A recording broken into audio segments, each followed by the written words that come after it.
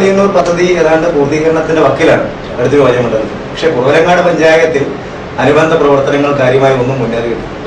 അപ്പൊ ഈ വെള്ളൂർ വെളിയന്നൂർ എന്നുള്ളത് ഇപ്പൊ കടുത്തുരുത്തി വെളിയന്നൂർ എന്ന നിലയിലേക്ക് നമ്മുടെ അസംബ്ലി മണ്ഡലത്തിൽ നമ്മൾ പുനഃക്രമീകരിച്ചു. വെള്ളൂർ ആൻഡ് വൈക്കം എന്ന് പറഞ്ഞ വൈക്കം അസംബ്ലി മണ്ഡലത്തിൻ്റെതായിട്ട് പുനഃക്രമീകരിച്ചു. അപ്പൊ കടുത്തുരുത്തി വെളിയന്നൂർ എന്ന നിലയിലേക്ക് നമ്മളത് പുനഃക്രമീകരിക്കും. ഈ അസംബ്ലി മണ്ഡലത്തിൽ വരുന്ന പഞ്ചായത്ത്. അപ്പൊ നമുക്ക് ഇപ്പോ അതിന്റെ പ്രവർത്തനങ്ങൾ ഏകദേശം അന്തിമഘട്ടത്തിലേക്ക് വന്നു. അതും ട്രയൽ റൺ നടത്തി. നമ്മുടെ നിലവിലുള്ള ടാങ്കിൽ, കടുത്തുരുത്തി ടാങ്കിൽ, അതുപോലെ തന്നെ നമുക്ക് കടുത്തുരുത്തിലേക്ക് കൂടെ സപ്ലൈ വരും തലവിലപ്പുറം ടാങ്ക്, ജാതിക്കാമല, പെരുവ, ഇത്രയും ടാങ്കുകളിൽ വെള്ളം പമ്പ് ചെയ്ത് വെള്ളം എത്തിക്കും. നീഴൂരിലും മുഴവൂരിലും പ്രവർത്തനങ്ങൾ ഏതാണ്ട് പുരോഗമിച്ചിട്ടുണ്ട്. വെളിയന്നൂർ, അതുപോലെ നീഴൂർ, മോനിപ്പള്ളി ഭാഗങ്ങളെല്ലാം ബന്ധപ്പെട്ടുള്ളത്. കുറവലങ്ങാടിന്റെ കാര്യത്തിൽ വന്നിട്ടുള്ളത് ഇവിടെ നമുക്ക് ഈ ടാങ്ക് പണിയുന്ന സ്ഥലത്തേക്കുള്ള വഴിയുടെ വിഷയം അടക്കം അന്ന് വന്നു. അതേ തുടർന്ന് ഇത് മുടങ്ങി. പിന്നെ ഇപ്പോൾ ആ പ്രശ്നങ്ങൾ കൂടെ പരിഹരിച്ചുകൊണ്ട് ഇവിടെ നമുക്ക് ഇപ്പോൾ പക്ഷേ എങ്കിലും അവിടെ ഉണ്ടായിരിക്കുന്ന ഒരു വേഗത ഇവിടെ ഉണ്ടായിട്ടില്ല. ആ ഇപ്പൊ വേഗത ഉണ്ടായില്ല എന്നുള്ളതിനൊക്കെ പിന്നോക്കാവസ്ഥ ആ കാര്യത്തിൽ വന്നു. പിന്നോക്കാവസ്ഥ അതിന്റെ പ്രയോജനം ശരിക്കും മറ്റു പഞ്ചായത്തുകൾക്കൊപ്പം കുറവലങ്ങാടിന് ലഭിക്കാത്ത ഒരു സാഹചര്യമുണ്ട്. അപ്പൊ ഞാൻ അതിനകത്ത് ഇപ്പൊ ഒരു തീരുമാനം ഇപ്പൊ നമ്മുടെ ബഹുമാനപ്പെട്ട മന്ത്രി ശ്രീ പി ജെ ജോസഫ് കൂടെ കടുത്തുരുത്തിയിൽ വന്ന് നടത്തിയ റിവ്യൂ മീറ്റിംഗിൽ ഈ വിഷയം ചർച്ച ചെയ്തു. അപ്പൊ അത് വെച്ച് നമ്മളൊരു കാര്യം ആലോചിച്ചത്, ഇവിടുത്തെ ടാങ്കിന്റെ പണി തീർന്ന് ടാങ്കിൽ വെള്ളം സംഭരിച്ച് വിതരണം ചെയ്യാൻ നമുക്ക് താമസിക്കണം. പക്ഷെ ഇപ്പോൾ നീഴൂരിൽ നിന്നുള്ള പിന്നെ ലൈൻ ഇങ്ങോട്ട് വരുന്നു. ആ ലൈനിലൂടെ തന്നെ കുറവലങ്ങാട്ടേക്ക് ഡിസ്ട്രിബ്യൂഷൻ പറ്റും എന്നുള്ളത് ഇപ്പൊ നമ്മൾ നോക്കുന്നു. അപ്പൊ അത് എന്തായാലും ഈ വേനൽക്കാലത്ത് ഉറപ്പുവരാൻ പറ്റില്ല. പക്ഷെ എങ്കിൽ പോലും മുന്നോട്ട് ചെയ്യാൻ പറ്റും. അത് നമുക്ക് ഒന്നുകൂടെ അതിന്റെ ഒരു ഫീസിബിലിറ്റി നോക്കിയാലേ അത് പറയാൻ പറ്റുള്ളൂ. നിർദ്ദേശം കൊടുത്തിട്ടുണ്ട്, അവിടെ അത് പരിശോധിച്ചു ചെയ്യാം. അപ്പൊ അത് പ്രയോജനപ്രദമാകുമെങ്കിൽ ചിലപ്പോൾ നമുക്ക് ഈ വേനക്കും പറ്റും. പക്ഷെ അയോഗ്യമായി വേനക്കും ബുദ്ധിമുട്ടായിരിക്കും. മുന്നോട്ട് തീർച്ചയായിട്ടും അത് നടക്കും. ടാങ്കിന്റെ പണി തീരുന്നതിന് മുമ്പ് എന്തായാലും കടുത്തുരുത്തി നിയോജക മണ്ഡലത്തിന്റെ കുടിവെള്ള പ്രശ്നങ്ങൾ വരുന്ന 5 വർഷക്കാലത്തിനകം ശാശ്വത പരിഹാരം ഉണ്ടാക്കുമെന്നുള്ളത് എന്റെ ഒരു തെരഞ്ഞെടുപ്പ് വാഗ്ദാനമാണ്. അപ്പൊ അത് എല്ലാ പഞ്ചായത്തുകളിലും അതിലേക്ക് എത്തിക്കാൻ കഴിയുമെന്ന് ഉത്തമ വിശ്വാസമാണ്. കാലങ്ങളായിട്ട് പ്രശ്നങ്ങൾ ആ ഒരു ലക്ഷ്യം മുന്നിൽ വെച്ചാണ് നമ്മൾ മുന്നോട്ട് പോകുന്നത്. അതുപോലെ കനാലുകളുടെ കാര്യത്തിലും ഇപ്പോൾ വന്നേക്കുന്ന അറ്റകുറ്റപ്പണികൾ നടത്തിയെങ്കിലും കനാലുകൾ പല സ്ഥലത്തും പിന്നെ ഈ കുറെ കൂടെ നിർമ്മാണ പ്രവർത്തനങ്ങൾ നടക്കേണ്ട പല സ്ഥലങ്ങളും നടന്നതിൽ അപാകത ഉണ്ടാവുകയും ചെയ്തു. നടന്നതിൽ കുറെ സ്ഥലങ്ങളിൽ അപാകത ഉണ്ടാക്കി. അത് നേരത്തെ നടന്നുപോയ കാര്യങ്ങളാണ്. ഇപ്പൊ നമുക്കത് റെക്ടിഫൈ ചെയ്യാനേ പറ്റൂ. അവിടെ ചില സ്ഥലങ്ങളിലെല്ലാം സേഫ്റ്റി മെഷേഴ്സ്, സുരക്ഷിതത്വത്തിന് വേണ്ടിയിട്ടുള്ള കാര്യങ്ങൾ പലതും ചെയ്യാറുള്ളൂ. അപ്പൊ അതെല്ലാം ഒരു വെരിഫിക്കേഷൻ ഇപ്പൊ നടത്തിയപ്പം ഒരുപാട് സ്ഥലങ്ങളിൽ അങ്ങനെയുള്ള നിർമ്മാണം വരണം. ഞാൻ നിയമസഭയിൽ തന്നെ ഈ പ്രശ്നം ഉന്നയിച്ചു. കാരണം ഇത് ക്ലോസ് ചെയ്യാൻ പോകുന്നത് കൊണ്ട് മൂവാറ്റുപുഴ പാലം ഇറിഗേഷൻ ഇനി പുതിയതായി അഡീഷണൽ തുക അനുവദിക്കേണ്ട ഒരു നിലപാടാണ് പിന്നെ റിപ്പോർട്ടിൽ നേരത്തെ വന്നത്. പക്ഷെ ഇപ്പോൾ വന്നിരിക്കുന്ന വിഷയം അങ്ങനെ നമ്മൾ പണം അനുവദിക്കാതിരുന്നാൽ ഈ വെള്ളം ഒഴുക്കി കഴിഞ്ഞു കഴിയുമ്പോൾ കനാലിന്റെ പല ഭാഗങ്ങളിലും ആവശ്യമായ സേഫ്റ്റി മെഷേഴ്സും അഡീഷണൽ നിർമ്മാണ പ്രവർത്തനങ്ങൾ നടത്തേണ്ടതെല്ലാം. പിന്നെ വെള്ളാപ്പള്ളി പ്രാവശ്യം ബഹുമാനപ്പെട്ട SNDPO ജനറൽ സെക്രട്ടറി കൂടെ പങ്കെടുത്ത യോഗം കാളികാവിലുണ്ട്. ശ്രീനാരായണ പബ്ലിക് സ്കൂളിന്റെ ശിലാസ്ഥാനം. ജനറൽ സെക്രട്ടറി അദ്ദേഹം തന്നെ പിന്നെ അതിനോട് ആവശ്യം ഉന്നയിച്ചു. ഇവിടുത്തെ കുറെ ആളുകളെല്ലാം ഇങ്ങനെ പറയുന്ന വിഷയങ്ങളെ കുറിച്ച് അപ്പം അവരത് ഉന്നയിച്ചു, ചർച്ച ചെയ്ത്. നേരത്തെ എന്തൊക്കെ പറഞ്ഞ വിഷയമാണ് ചർച്ച ചെയ്തപ്പോൾ കനാലിന്റെ വെള്ളം ഒഴുകുന്നതോടൊപ്പം തന്നെ അവർക്ക് അവിടെ കുറച്ച് ഒരു പാലം ക്രോസ് ചെയ്ത് പോലെ ചെറിയ പാലാണ് ഇട്ടത്. പക്ഷെ ഇപ്പൊ അവിടെ വന്നിരിക്കുന്ന ആളുകളുടെ ആവശ്യവും അവിടെ വന്നിരിക്കുന്ന ഡെവലപ്മെന്റും എല്ലാം വെച്ചിട്ട് അത് വീതി കൂട്ടി വാഹനങ്ങൾ കടന്നു പോകാവുന്ന ആളുകൾക്ക് സുരക്ഷിതമായി നേരിട്ട് കിട്ടിയ ഒരു നേട്ടം എന്ന് പറയുന്നത് ഒരേ ഗ്രാമപ്രദേശങ്ങൾ റോഡ് ലഭിച്ചു, അപ്രോച്ച് റോഡുകൾ ലഭിച്ചു. അപ്പം അങ്ങനെ വരുമ്പോൾ പാലം ഉണ്ടാണ്. 2 റോഡിനുള്ള ഫണ്ട് നേരത്തെ പിന്നെ AGയുടെ ഒബ്ജക്ഷനെ തുടർന്ന് നിർത്തലാക്കി. അന്ന് ഒബ്ജക്ഷൻ വരാൻ കാരണം കനാൽ ഉണ്ടായില്ല, റോഡ് ഉണ്ടായെന്നുള്ള നിലയിലേക്ക് പോയി. അപ്പൊ AG കണ്ടെത്തിയ ഒരു കാര്യം കനാൽ പൂർത്തിയാകണ്ടേ. കനാൽ പൂർത്തിയായിട്ട് റോഡ് ഉണ്ടാക്കിയാൽ മനസ്സിലായി റോഡിലേക്ക് പോയി. അപ്പൊ അങ്ങനെ റോഡിന് നിർത്തലാക്കി. ഇപ്പൊ കനാൽ പൂർത്തിയാകുക. അപ്പൊ ഞാൻ MLA എന്ന നിലയിൽ ഒരു സ്റ്റാൻഡ് എടുത്തു, നിയമസഭയിൽ ഞാൻ കൊണ്ടുവന്നു. കനാൽ പൂർത്തിയാവുന്നു. കനാലിന് അനുബന്ധമായിട്ടുള്ള റോഡുകൾ പണ്ട് ചെയ്തത് മുഴുവൻ ഇളകി നാശമായിരിക്കുന്നു. മണ്ണ് റോഡുകൾ വേറെ നിൽക്കുന്നതെല്ലാം ജനങ്ങൾക്ക് സഞ്ചരിക്കാൻ വരാത്ത അവസ്ഥ വരും. അപ്പൊ കനാൽ ലിങ്ക് റോഡുകൾക്കും കനാൽ ബണ്ട് റോഡുകൾക്കും കുറെ പണം അനുവദിക്കും. ശരിക്കും കടുത്തുരുത്തി മണ്ഡലത്തിൽ അങ്ങനെ സാധാരണ ഞാൻ എപ്പോഴും ഓർക്കുന്ന റോഡുകൾ, നല്ല റോഡുകളെ കൊണ്ട് ആ കാര്യത്തിൽ വലിയൊരു വികസനം കൂടി വരാൻ പോവുകയാണ്. അല്ല, തീർച്ചയായും. അത് ഇതിപ്പോ PJ ജോസഫ് സാറ് അതിൽ 7 കോടി രൂപ കടുത്തുരുത്തി നിയോജക മണ്ഡലത്തിന് വേണ്ടി ഇപ്പോൾ ഏതാണ്ട് അനുവദിക്കുന്ന അന്തിമഘട്ടത്തിലേക്ക് വരും. അതൊക്കെ നമുക്ക് വലിയ നേട്ടമാകുമ്പോഴും അങ്ങ് മന്ത്രിയായിരുന്നിട്ടും MLA ആയിരുന്നിട്ടും മന്ത്രിസഭകൾ മാറി വന്നിട്ടും നമ്മുടെ കുറവലങ്ങാട് അടക്കമുള്ള പ്രദേശങ്ങളിലൂടെ കടന്നു പോകുന്ന കുറവലങ്ങാട് കാണക്കാരി പഞ്ചായത്തുകൾക്ക് വെളിയന്നൂർ ഉളവൂർ പഞ്ചായത്തിലൊക്കെ നേട്ടം കിട്ടാവുന്ന MC റോഡിന്റെ വികസനം എങ്ങും എത്താത്തത് നിങ്ങൾക്ക് ചെങ്ങന്നൂർ മൂവാറ്റുപുഴ റീച്ചിന്റെ കാര്യത്തിൽ തീരുമാനമായി.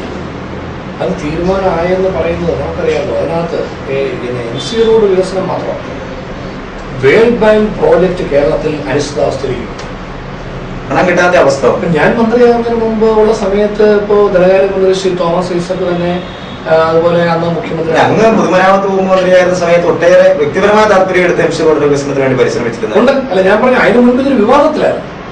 അതിനു മുൻപ് വിവാദത്തിലേക്ക് പോയി തിരുവനന്തപുരം മുതൽ ചെങ്ങന്നൂർ വരെയുള്ള റോഡിന്റെ നിർമ്മാണ പ്രവർത്തനങ്ങൾ പരിപൂർണമായിട്ടും സ്തംഭിച്ചു. മന്ത്രിമാർ വഴിമാറി പോകുന്നു. LDF ഗവൺമെന്റിനെതിരെ അതിശക്തമായ വിമർശനം ഉണ്ടായി. നിയമസഭയിൽ പ്രതിപക്ഷം UDF ചോദിച്ചു, ഞങ്ങളുടെ സമയത്ത് കൊണ്ടുവന്ന അല്ല മുന്നോട്ട് പോയ ഒരു കാര്യം LDF വന്നപ്പോൾ കൊണ്ടുപോകാൻ കഴിയുന്നില്ല. അങ്ങനെ ഒരു പ്രതിസന്ധിയും വിവാദവും നിൽക്കുമ്പോഴാണ് ഈ മതസ്ഥാനത്തേക്ക് ഞാൻ വരുന്നത്. അപ്പൊ വന്ന സമയത്ത് ഞാൻ ഈ വിഷയം LDF മന്ത്രിസഭയ്ക്ക് പുതിയൊരു മുഖച്ഛായ തന്നെ ഉണ്ടാക്കി. ഒരു യുവമന്ത്രി എന്നുള്ളത് ശരിക്കും രാത്രി പോലും പകലാക്കി ഓടി നടക്കുന്ന മന്ത്രി എന്ന നിലയിൽ 24 മണിക്കൂറിനെ ദീർഘിപ്പിച്ച് നടക്കുന്ന മന്ത്രി എന്ന നിലയിൽ വളരെ ശ്രദ്ധിക്കപ്പെട്ടത്. ഞാൻ എന്നെ സംബന്ധിച്ചിടത്തോളം മണ്ഡലത്തിലല്ലേ കേരളത്തിലൊട്ടാകെ നമ്മൾ പോയിട്ടുണ്ട്. അപ്പൊ ഞാൻ പറഞ്ഞ എന്റെ നിലപാട് ഞാൻ പറഞ്ഞു, നമ്മൾ ഏത് സ്ഥാനത്തിരിക്കുന്നു ആ സ്ഥാനത്തോട് നീതി പുലർത്തുക, ചെയ്യാൻ പറ്റുന്നതിന്റെ പരമാവധി കാര്യങ്ങൾ ചെയ്യുക. പിന്നെ എനിക്കൊരു ആഗ്രഹം കൂടെ ഉണ്ടായിരുന്നു, നമുക്ക് അപ്രതീക്ഷിതമായിട്ട്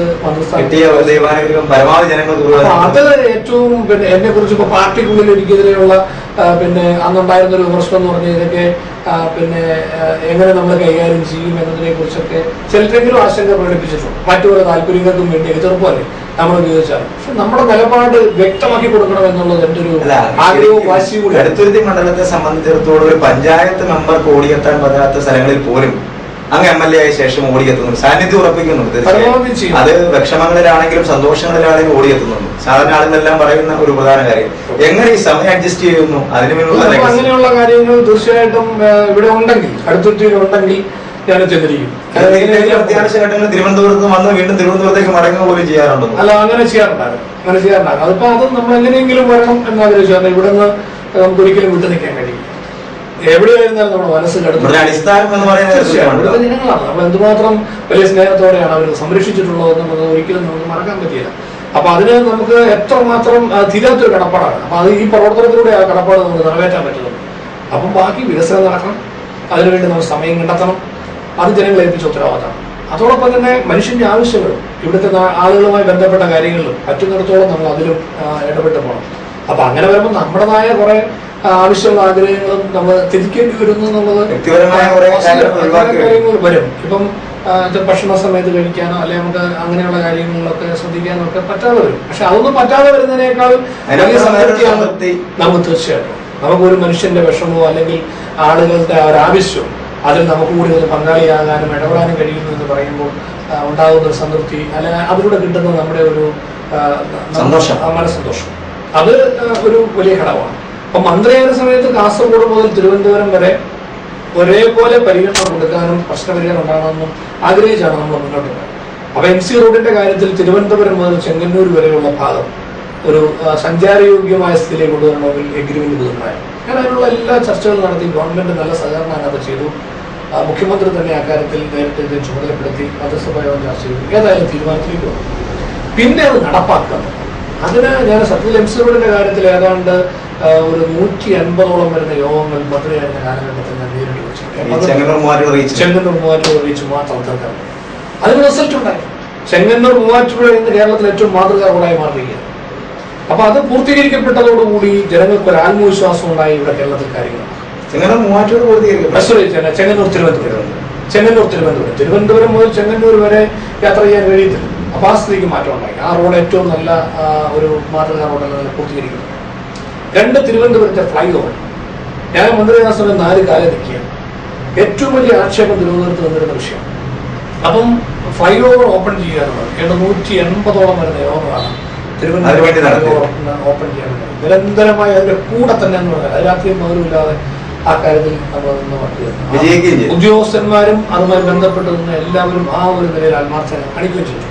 എനിവേ നമ്മൾ ഓപ്പൺ ചെയ്യും. ഇപ്പോൾ തിരുവനന്തപുരത്തെ സംബന്ധിച്ച് വലിയ പ്രശ്നം ഇല്ലാനായിട്ട് തലസ്ഥാന നഗരത്തിന്റെ ഡെവലപ്മെന്റ്. തിരുവനന്തപുരം സിറ്റി വന്നാൽ എല്ലായിടത്തും ഫുട്പാത്ത് തകർന്ന് റോഡും തകർന്ന് കണ്ട നാണക്കേടാണ്. കേരളത്തിന്റെ ഒരു പ്രധാനമായി അനുഗ്രഹിക്കുന്ന ഒരു കാര്യമാണ്. ഇന്ന് നമുക്കതിനകത്ത് വലിയൊരു സന്തോഷമുണ്ട്. കാരണം ഞാൻ അതിനകത്ത് തിരുവനന്തപുരം മേയർ തന്നെ ഞാൻ ചുമതല വിടുന്നതിന് മുൻപ് നടന്ന ഒരു യോഗത്തിൽ വെച്ച് പറഞ്ഞു തിരുവനന്തപുരത്തിന് ഇത്രയും വലിയൊരു പരിഗണന തന്നുകൊണ്ട് തലസ്ഥാന നഗരിയെ അന്തസ്സുറ്റ നഗരിയാക്കുന്ന നിലയിലേക്ക് എത്തിക്കുന്നതിൽ വലിയൊരു പങ്ക് വഹിച്ചു എന്നുള്ള നിലയിലേക്ക് പറഞ്ഞു. അപ്പൊ എനിക്കത് ഇപ്പൊ പാളയം പള്ളി അവിടെ ഉണ്ട്, അതുപോലെ തന്നെ തൊട്ടടുത്ത ക്ഷേത്രം, അപ്പുറത്ത് മുസ്ലിം ദേവാലയം. ഞാൻ ഈ ചടങ്ങിൽ വെച്ചിട്ടാണ് മുസ്ലിം 6 വരി പാതയുടെ ഗതാഗതം ഓപ്പൺ ചെയ്തുകൊണ്ട് അടക്കിയെന്ന് പറഞ്ഞാണ് വലിയ പ്രശ്നത്തിലേക്ക് വന്നാണ്. പോലീസ് ഓഫീസേഴ്സ് പോലും പറഞ്ഞു റിസ്ക് എടുക്കുന്ന കാര്യം. അതാണ് എഴുതി വെച്ചിരിക്കുന്നത്.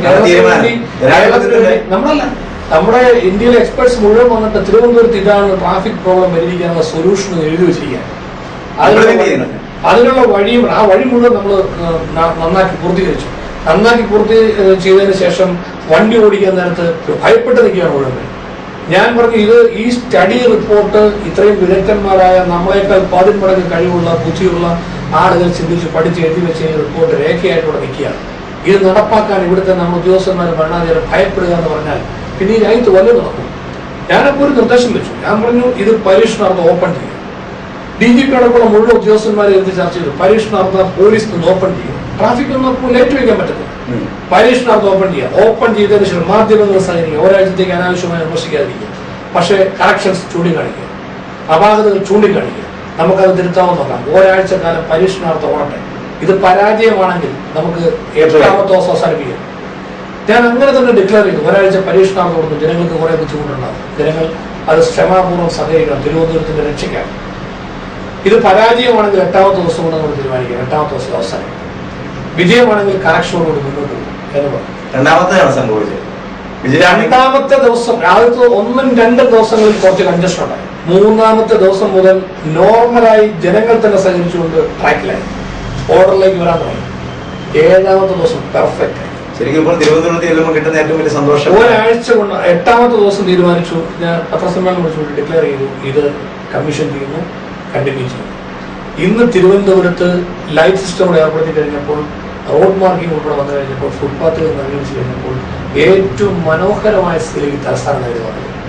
ഇപ്പൊ ഞാൻ സൂചിപ്പിച്ചത് അങ്ങനെ ഡെവലപ്മെന്റിന്റെ കാര്യത്തിൽ നമുക്ക് ചെയ്യാൻ പറ്റുന്ന പരമാവധി കാര്യങ്ങൾ ചെയ്യുക എന്നുള്ള നിലയിൽ പോയപ്പോൾ മന്ത്രിയായപ്പോൾ എന്തെങ്കിലും നിവൃത്തി ഉണ്ടായിരുന്നെങ്കിൽ ചെങ്ങന്നൂർ മൂവാറ്റുപുഴ നമ്മൾ ചെയ്താൽ പറ്റാത്ത സാഹചര്യമാണ്.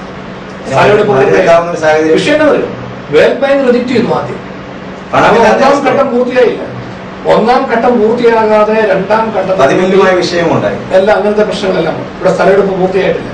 ഇങ്ങനെയുള്ള കാര്യങ്ങളെല്ലാം ഉള്ളത് കൊണ്ട് അവർ 2nd ഫേസിന് സഹായം തിരികെ. അത് നമ്മൾ പിന്നെ അവരുമായിട്ട് ചർച്ച ചെയ്തു. എല്ലാം കഴിഞ്ഞ് എൻ്റെ സമയത്ത് തന്നെ മന്ത്രിസഭ തീരുമാനിച്ചു 2ാം ഘട്ടത്തിന് വേണ്ടി മൂവാറ്റുപുഴ, ചെങ്ങന്നൂർ ഉൾപ്പെടെയുള്ള 2ാം ഘട്ടത്തിന് വേണ്ടി ലോൺ എടുക്കാനും അതിന് വേൾഡ് ബാങ്കുമായി ചർച്ച ചെയ്ത് വേൾഡ് ബാങ്ക് നമുക്ക് ഫണ്ട് അനുവദിക്കാമെന്ന് സമ്മതിച്ചു. പിന്നെ അതിന്റെ നടപടിക്രമങ്ങൾ പൂർത്തിയാകാനായിട്ട് വർഷമാണ് സെൻട്രൽ ഉൾപ്പെടെ. ഭാഗ്യവശാൽ ഞാനിപ്പോൾ ഇപ്രാവശ്യം ഈ ഗവൺമെന്റ് വന്നതിന് ശേഷം നിയമസഭയിൽ സബ്മിഷൻ കൊണ്ടുവന്നു. ബഹുമാനപ്പെട്ട മന്ത്രി ശ്രീ VK ഇബ്രാഹിം കുഞ്ഞ് അദ്ദേഹം അതിൽ മറുപടി പറഞ്ഞു. ഇപ്പോൾ ഗവൺമെന്റ് മുഖ്യമന്ത്രി ശ്രീ ഉമ്മൻചാണ്ടിയുടെ നേതൃത്വത്തിൽ ധനകാര്യമന്ത്രി KM മാണി സാർ നേതൃത്വം കൊടുത്തുകൊണ്ട് വളരെ നല്ല നിലയിലുള്ള ഒരു മൂവ്മെന്റ് ഇക്കാര്യത്തിൽ നടന്നു കഴിഞ്ഞു. എന്തായാലും മൂവാറ്റുപുഴ ചെങ്ങന്നൂർ സെക്ഷൻ ഉൾപ്പെടെ KSTPയുടെ 2nd ഫേസ് നടപ്പാക്കാൻ വേണ്ടിയുള്ള അനുമതിയിലേക്ക് തീരുമാനത്തിലേക്ക് സ്റ്റേറ്റ് ഗവൺമെന്റ് വന്നു. അപ്പൊ നടക്കും ഈ കാലഘട്ടം. ഈ 5 വർഷക്കാലത്തിനുള്ളിൽ വരുന്ന ഈ 5 വർഷക്കാലത്തിനുള്ളിൽ മൂവാറ്റുപുഴ, ചെങ്ങന്നൂർ, എക്സിലൂടെ പൗരങ്ങാട് വഴി കടന്നു പോകുന്ന നമ്മുടെ പ്രധാന പാത എന്ന നിലയിൽ തീർച്ചയായിട്ടും പൂർത്തിയായി. കടുത്തുരുത്തി നിയോജക മണ്ഡലത്തിന്റെ വികസനത്തിൽ ഏറ്റവും ശ്രദ്ധിക്കാമായിരുന്ന ഒരുപക്ഷെ ഇതിൽ അറിയപ്പെട്ടു പോയ ഒരു കാര്യമാണ് തീർത്ഥാടന ടൂറിസം. പ്രത്യേകിച്ച് കുറവലങ്ങാട് പള്ളിയും മള്ളിയൂർ ക്ഷേത്രവും വിശുദ്ധ അൽഫോൻസാമ വളർന്ന മുട്ടിയരൽ ഭവനമൊക്കെ അടക്കമുള്ളപ്പോൾ വിദേശത്ത് നടക്കം ടൂറിസ്റ്റുകളെ നമുക്ക് തീർത്ഥാടകരെ ഇങ്ങോട്ട് കൊണ്ടുവരാൻ ഏറെ സാധ്യതയുണ്ട്. അതിന്റെ ഒരു ഏകീകരണം, ക്രോഡീകരണം ഒരുപക്ഷെ ഉണ്ടായിട്ടില്ലായിരുന്നു.